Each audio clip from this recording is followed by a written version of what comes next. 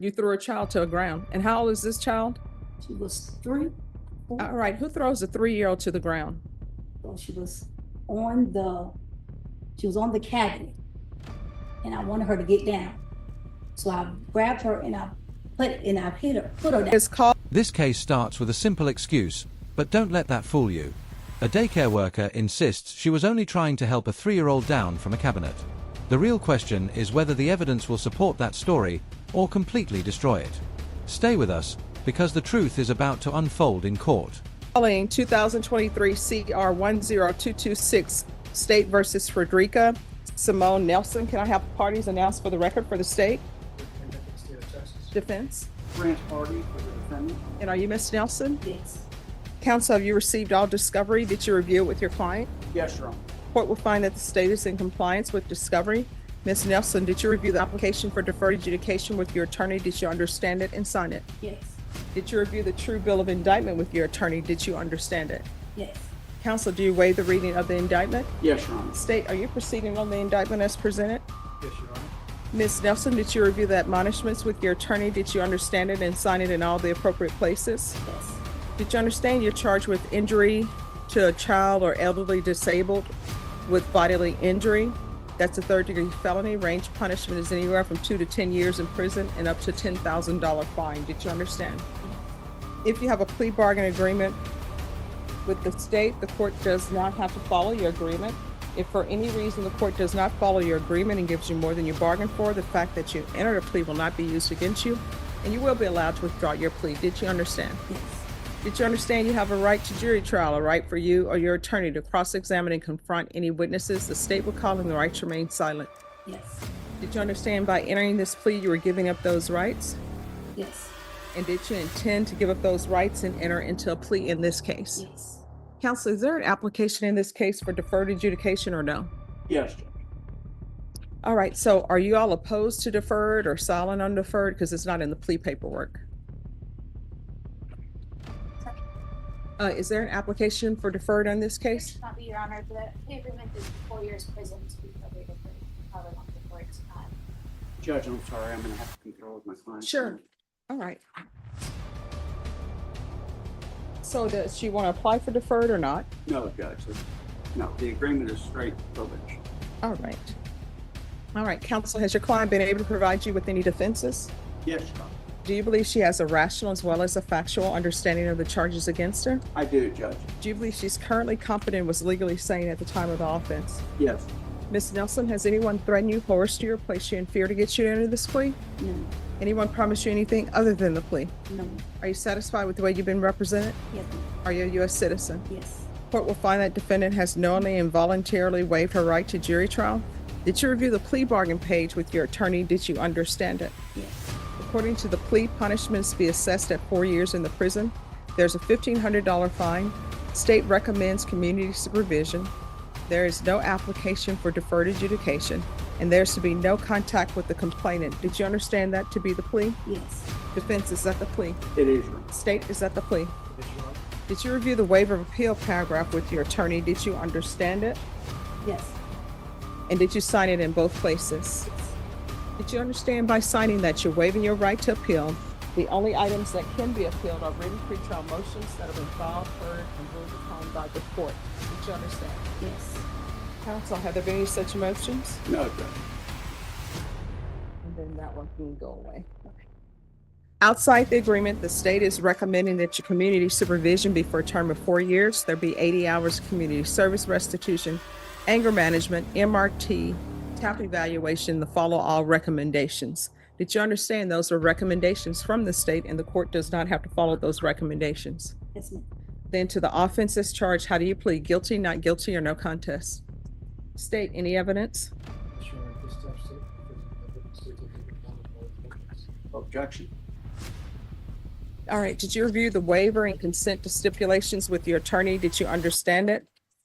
And did you sign it in all the appropriate places? Yes. Again, did you understand you have a right to jury trial, a right for you or your attorney to cross-examine and confront any witnesses the state would call and the right to remain silent? Did you understand that today the state will be presenting evidence in the form of witnesses' statements and police reports But most importantly, there will be no live testimony. Did you understand? Yes. Court will find that defendant has knowingly and voluntarily waived and consented to stipulation of testimony and stipulations. Court will accept into evidence state's exhibits 1 and attachments, and the court will review the same. And state, have you had any contact with the complainant? All right, thank you. And you may be excused. All right, after reviewing state's exhibits 1 and attachments, the court will find there is sufficient evidence to find you guilty, and the court will find you guilty. Is there anything you wish to say on behalf of your client? No, Judge. All right, so why are you doing this? When I wanted Emiliana to get down, instead of me pulling her and putting her down like the way I did, I could have did other ways. I could have either played the game with her. No, that's not what it says. What you're telling me is not what's in this police report. What it says is this child came home from this early learning center. O2 stated she... Here's where defendants often make a critical mistake. When a judge asks for an explanation, honesty matters more than damage control. Instead of taking full responsibility, she's minimizing what happened, and if the court has stronger evidence, that strategy can backfire in seconds. We picked victim up from the listed location yesterday at approximately 17:30 hours and found victim crying. O2 stated that victim told her that suspect that she made her cry. O2 stated that she confronted the suspect about the incident, and the suspect denied anything happening. O2 stated that she then advised suspect's supervisor of the incident and requested that the video surveillance of the location be checked. O1 stated that the video surveillance was checked this morning, and the video showed S1 throwing V1 to the ground. Watch this carefully. Judge Boyd isn't relying on emotions. She's comparing the defendant's words with the official police report. In court, facts carry far more weight than excuses, and every inconsistency chips away at a defendant's credibility.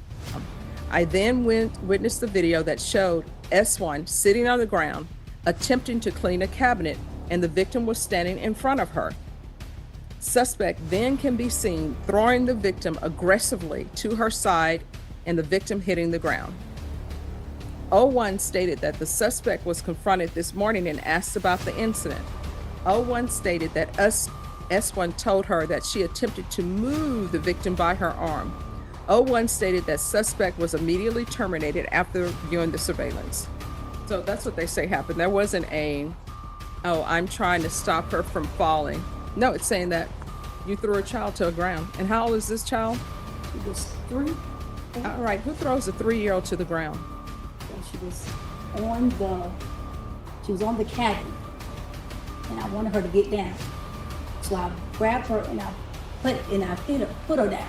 No, they said you threw her to the That's what I'm ground. saying. I didn't throw her down. I took her by her arm and I landed her down. And then I got over her and I told her to get up. Where's the That's what video? I'm saying. Does anybody want to offer the video into evidence? Does anybody have the video?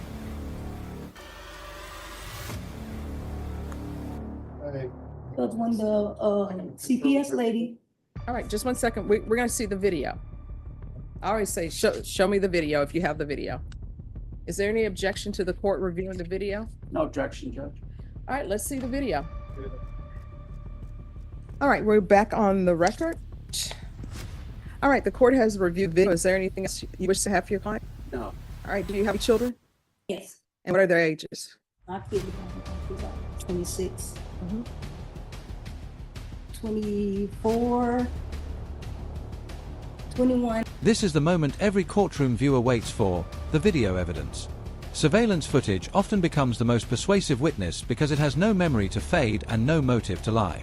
If the video contradicts her story, everything changes from here. And 19, All right, do you have any grandchildren? 6, And what are their ages? 7, 8, 4-month-old, 3-year-old, and 1-year-old. All right, and the complainant in this case, how old was the complainant approximately? 3-ish. All right, so let me ask you this. Do you love your grandchildren? What would you think if somebody did what you did to your 3-year-old granddaughter? Now, I mean, you're saying, yes, I understand, but what do you understand? It should have never happened. And from watching that video, I had no right.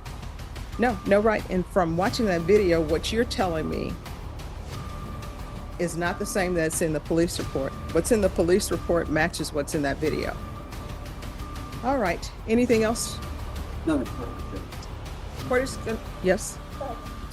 Court is going to sentence you to 4 years in the prison, suspended and probated for 4 years. Notice what Judge Boyd does next. She shifts the focus from legal arguments to empathy, asking the defendant to imagine her own grandchild in the victim's place. It's a powerful way to test whether genuine accountability has replaced excuses, and the response can influence sentencing. Years. There's going to be 90 days in the Bexar County Jail as a condition of probation that starts now. There's a $1,500 fine, time and money to run concurrent. There's to be 100 hours of community service restitution. I'm going to order parenting classes, and I'll deduct 50 once that's completed. And another 50 will be deducted upon completion of anger management classes, and I'm ordering anger management. There's going to be regular reporting by Zoom or in person, regular random UAs, proof of employment within 30 days of release. There's to be no employment as a home health care provider or in the healthcare field or with minors, so you're not allowed to work as. The sentence sends a clear message. Probation doesn't erase accountability, and the 90-day jail term shows the court believed punishment was still necessary. More importantly, the lifetime restrictions on working with children prioritize public safety over personal convenience. What do you think? Was this sentence fair? The daycare operator, you're not allowed to babysit, you're not allowed to do any of that. And there's to be no contact with the complainant. And there's to be TAP evaluations and follow TAP recommendations. And that can be done in custody, the TAP evaluation. And as far as the MRT, I don't think this is really an MRT issue as opposed to an anger issue. And she just shouldn't be working with children. It appears that people are just hiring anybody. Hey, we have a daycare. You want to work here? Oh, yeah, sure. Nobody does any follow-up. Nobody does a psychological. They don't do background checks. They're just letting anybody watch vulnerable people, which I don't understand. Probation, is there anything else she needs? All right. Field visits 1 time per month until further notice. And I'm doing that because you are not allowed to babysit children. Do you understand? Yes. And there's to be no unsupervised contact with minors. And that includes your grandchildren. Anything else, probation? Is there anything else that you need from the court to be successful? Okay, so I need some mental health. All right. I was diagnosed with severe depression with psychosis episode. Okay. We'll do a MIC evaluation in custody and follow recommendations. And, you know, based upon that, that's another reason if you're having those episodes and you're not on medication for it, that's another reason why they should not have had you working at a daycare. But again, people are just letting anybody look after children. I did not understand that. Did you review the document entitled Trial Court Certification of Defendant's Rights to Appeal with your attorney? Yes. Did you understand it and sign it? Yes. All right, because it's a plea bargain agreement, because I followed your plea bargain agreement, and because you waive your right to appeal, you do not have the court's permission to appeal. Because this is a felony conviction, you're not allowed to own or possess any weapons or ammunition. If you have a question over what a weapon or ammunition is, you'll need to speak to an attorney. Do you understand? Yes. All right, and then we can go off the record in this court to be successful. Communication is key. So you're going to have to work on your anger issues and not, if you see yourself getting angry, you need to count to 10, walk away. You understand? All right, good luck to you.